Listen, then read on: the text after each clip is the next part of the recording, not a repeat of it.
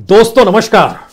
दोस्तों, आजाद भारत के इतिहास में अर्थव्यवस्था का शायद सबसे काला अध्याय मौजूदा वक्त को हम देख पा रहे हैं। आजाद भारत के दौर में भारत के ऊपर कई बार मुसीबतें आई, भारत की इकोनॉमी डगमगाई, स्थिति यह भी हो गई कि सोना तक गिरवी रखना पड़ा। इस देश के भीतर में राजनीतिक अस्थिरता कुछ इस तरीके से कई मौकों पर आई जहां पर इकोनॉमी संभालने की स्थिति में राजनीतिक सत्ताएं नहीं थी।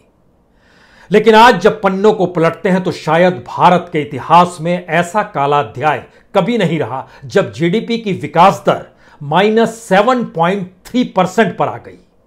-7.3% का मतलब यह नहीं है कि अब अगले बरस से परिस्थिति सुधर जाएगी। हो सकता है आंकड़ों के हेरफेर में आपको फिर से कुछ चकाचौंध नजर आने लगे, लेकिन आज हमें लगता है कि इस विकास दर और जीडीपी के आश्रय ही इस देश की उन परिस्थितियों को समझने की जरूरत है।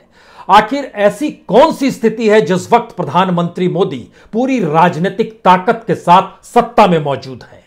उन्होंने आर्थिक नियम कायदों को भरपूर बदला है, 250 से ज्यादा नियम खत्म कर दिए, लगभग 75 से 78 नए नियम लाए गए।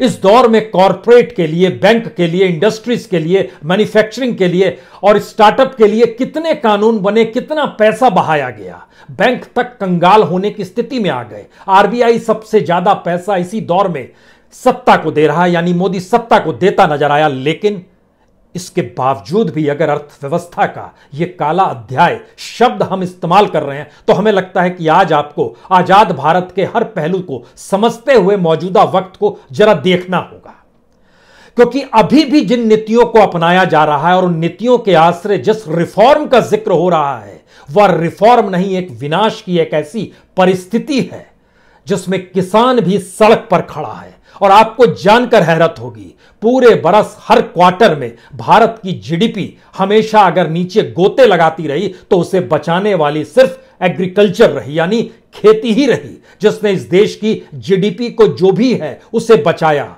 रोजगार में कुछ भी उसने हिम्मत दिलाई, एक्सपोर्ट में उसकी जरूरतें बाकी सारे प्रोडक्ट्स के ऊपर हावी हो गई। एग्रीकल्चर ने बताया और एग्रीकल्चर से जुड़े किसान आज की तारीख में सड़क पर खड़े हैं। ये कह रहे हैं प्रधानमंत्री कि हम तो रिफॉर्म कर रहे हैं।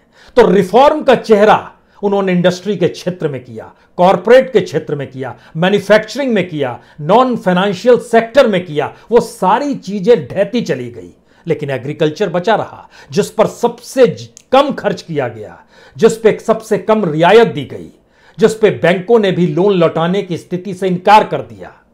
हमें लगता है कि आज इन पन्नों को समझिए और टटोलने की कोशिश कीजिए।